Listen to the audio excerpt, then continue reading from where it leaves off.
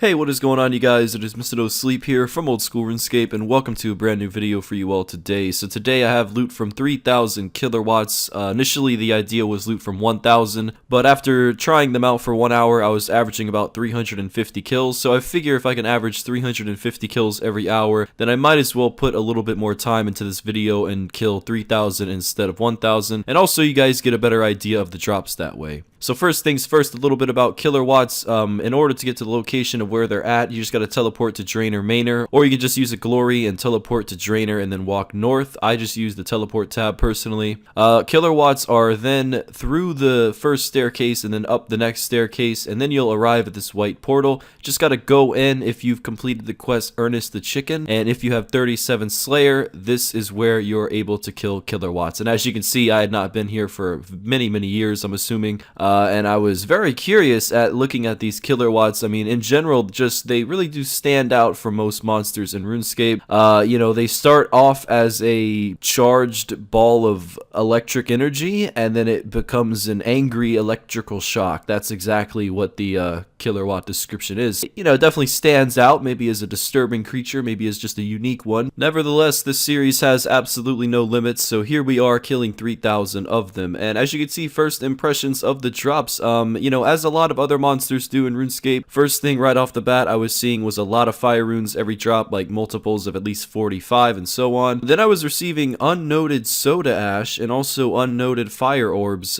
Every, I'd say maybe 20 or 30 kills I'd be receiving this drop. I'm not too sure why they're unnoted. I mean, luckily they do have things like cannonballs that drop, and those do stack, but yeah, it is unfortunate to see that the soda ash and the fire orbs are both unnoted. It kind of makes it pointless to pick up because, you know, ideally you would have potions or food in your inventory and not a lot of space for things like that. Now, as you can see, they also drop a lot of battle staves. I was receiving fire battle staves, air battle staves, and not only that, I was receiving mystic staves as well, which is nice because as you can see, the price of the mystic staves is always more than the battle staff. It's actually twice the price. So as it goes for the coin drops, I was using a Ring of Wealth the whole entire time, so every single one was accounted for in the inventory, and I made sure that that coin stack just stayed there the whole entire time. And I did the same thing with about 4 of the runes that they drop. I mean, they are known to drop about 6 different types of runes. I was noticing that the steam and the death runes were dropped pretty uncommonly, so every time I banked, I did just bank those, and I would pick them up as I went along with the next inventory. The coins, I would say, make it worthwhile to use a Ring of Wealth. They drop anywhere from 11 to 200 coins, so sometimes it seems like it doesn't really add up a lot, but other times in just a few kills you can get a couple thousand GP, so that kind of helps out, and I would recommend it for lower levels. Now there is one specific drop with nature runes that's a 37 drop, and other than that it's just an 8 drop, so you're either going to get 8 nature runes, which I see very commonly, or you're going to get a 37 drop, which if that was more common, then, you know, you'd see much more nature runes over time. I didn't really have many complaints. Again, I was killing, you know, 350 every single hour using a blowpipe, and the good thing about these are you can use a whip just as well, and it works pretty much the same. Killerwatts, something that I noticed, are very unique, and they're unique in a few different ways. Number one is, as I'm killing one, I'm actually able to attack another Killerwatt while I'm in the middle of combat with one of them, and the one that I'm attacking will just stop attacking me and walk away. And you guys will see that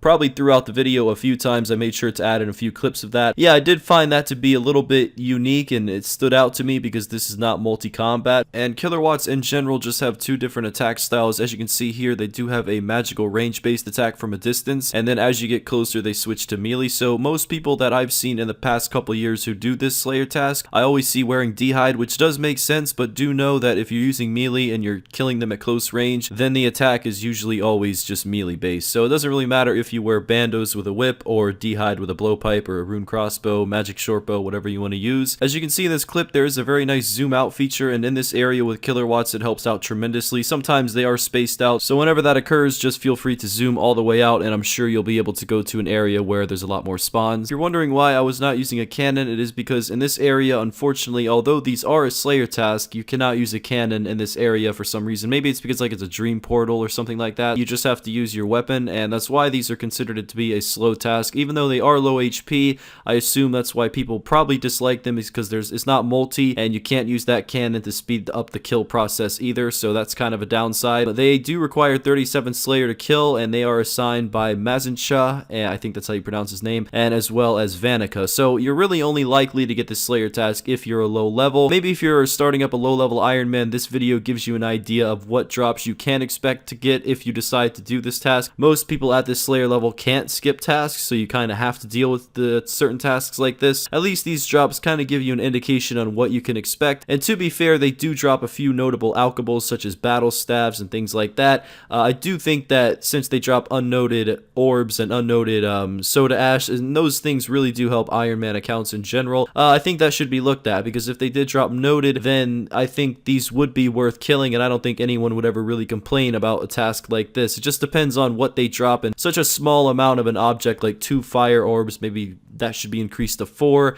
maybe note them. Same goes for the soda ash, and I think if you implement simple changes like that, then a task like these can really be increased in popularity, and people will enjoy doing them. Just as it goes out of curiosity, I mean, they really are an interesting monster, and as I mentioned before with that attack style, so we're getting attacked by one here, and then instantly we can just get off of it and get attacked by a different one, and the Killerwatt walks away like nothing happened. So I did mention before that was something that stood out, and I figured I'd get it in slow motion for you guys. As we approach the final kills here, I will say that I think the most valuable drop I received from these monsters would be a Mystic Fire Staff. As it goes for the most uncommon or the most rare, I would consider that to be the 2 different drops that we had of Rune Spears. Now, since I was using a blowpipe and potions as well as food on such a low combat monster, obviously you can assume I was just going for max kills per hour, not really profit per hour. Yeah, I don't think anyone's going to take away from this video looking to kill these for money, so don't worry too much about the cost of supplies. If I had to guess, I'd say it's in the realm of like 1 mil or something. All in all, I was just curious as to see what is exactly on these things drop tables, and over time,